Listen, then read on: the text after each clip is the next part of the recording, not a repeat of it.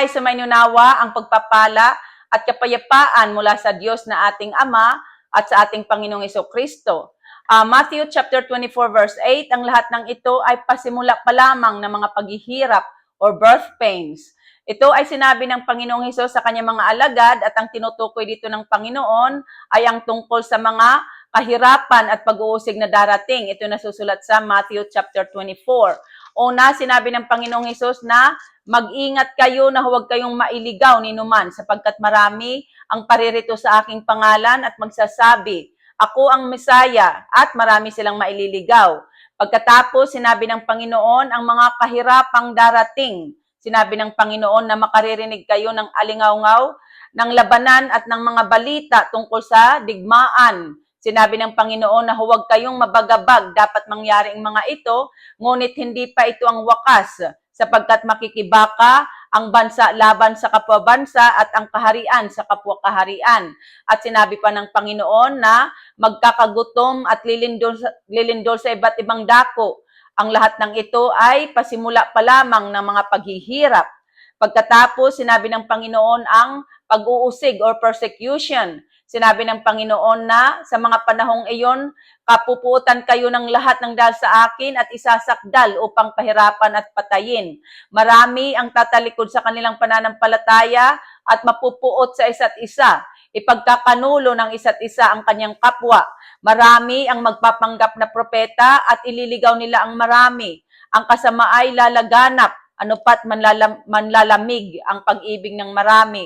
Ngunit ang manatiling tapat sa pananalig sa Diyos, ang siyang maliligtas at ipangangaral sa buong sanlibutan ang mabuting balita or good news tungkol sa paghahari ng Diyos upang makilala ng lahat sa kadarating ang wakas. Okay, sinabi ng Panginoong Hesus na ang mga digmaan, gutom at mga paglindol ay pasimula pa lamang ng mga paghihirap. Ngunit hindi pa ito ang wakas. Ibig sabihin na ang katapusan or ang wakas ng sanlibutan ay hindi naman iyan agad-agad mangyayari. Makararanas muna ang sanlibutan ng matitinding kahirapan or birth pains tulad ng babaeng manganganak ayon sa kasulatan. Kaya't magpakatatag tayo sa ating pananalig sa Diyos. Okay, itong mga digmaan na tinutukoy ng Panginoon ay hula or prophecy ito sa Old Testament. Hinulaan ito ni Propeta Daniel. Sinasabi sa Daniel 9 verse 26 na ang lungsod ng templo, ang Jerusalem ay wawasakin ng hukbo ng isang makapangyarihang hari.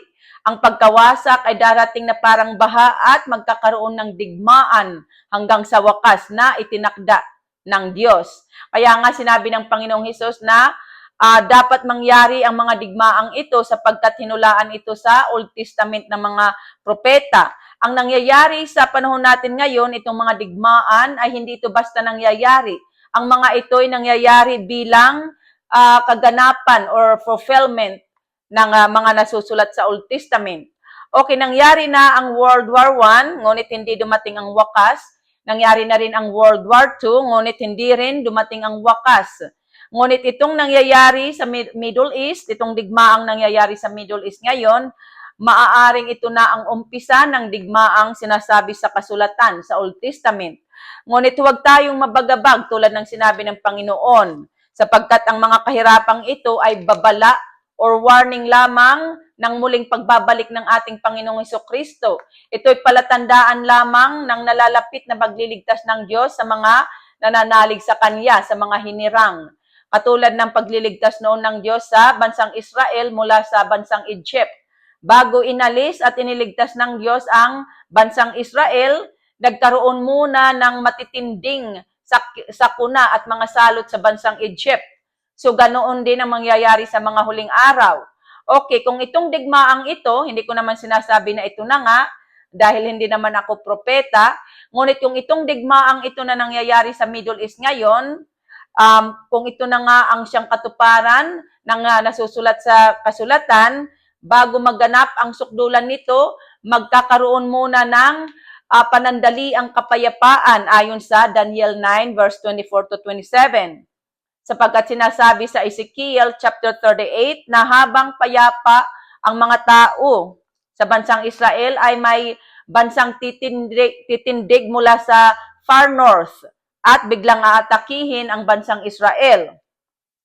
So, sinasabi sa kasulatan na sisiklab ulit ang digmaan doon. At dahil sa pag-ataking ito sa bansang Israel, ay aabot sa sukdulan ang puot ng Diyos at parurusahan niya ang hukbong ito na sasalakay sa bansang Israel, sa bayan ng Diyos. At minsan pa, ipagtatanggol at ililigtas ng Diyos ang bansang Israel ayon sa kasulatan. Sinasabi sa kasulatan, at sa tindi ng galit ng Diyos, lilindol ng napakalakas sa buong Israel. Ang lahat ng tao at hayop ay manginginig sa takot. Ang mga bundok ay guguho, gayon din ang mga bangin at ang lahat ng muog sa lupa. Ang hukbong sumalakay sa bansang Israel ay paghaharian ng takot at sila ay magpapatayan ayon sa kasulatan. Matindi ang digmaang ito. Ito ang tinatawag sa Holy Bible na Armageddon. Ngunit huwag tayong magpanik at huwag tayong matakot, kundi maghanda tayo, laging manalangin at magpakatatag sa ating pananalig sa Diyos. Iyan ang tagubilin nila sa atin sa kasulatan. Mag-aral tayo ng Bible habang may panahon pa sapagkat ang salita ng Diyos ang nagbibigay sa atin ng pag-asa at kapanatagan sa ating kalooban. Isalig natin ang ating buhay sa Diyos at magtiwala tayo sa Kanya. Sapagkat sa gitna ng mga kaguluhang ito, ang di malirip na kapayapaan ng Diyos ang mag-iingat sa puso't isip natin sa pamamagitan ni Jesus Christ ayon sa kasulatan. At habang nadidelay itong pagdating ng ating Panginoon, ito naman ay pagkakataon nating lahat na makapagsisi sa ating mga kasalanan at pagkakataon nating makapagbagong buhay kay Kristo. Hindi ko kayo tinatakot, kundi pinaalalahanan lamang. Walang nakaalam sa araw o oras ng pagparito ng ating Panginoong Hesus. Tanging ang Ama lamang ayon sa kasulatan. Ngunit isinulat sa Holy Bible ang mga babala upang tayo'y makapaghanda. Sinabi mismo sa atin ng Panginoon ang mga babalang ito sa Holy Bible upang kung mangyari na tayo'y manalig sa Kanya at titindi ang mga kahirapang ito gaya ng babaeng manganganak ayon sa kasulatan. Ngunit sinasabi din sa kasulatan na magalak tayo kapag nangyayari na ang mga kahirapang ito sapagkat ito'y palatandaan na malapit na ang pagliligtas sa atin ng Panginoon.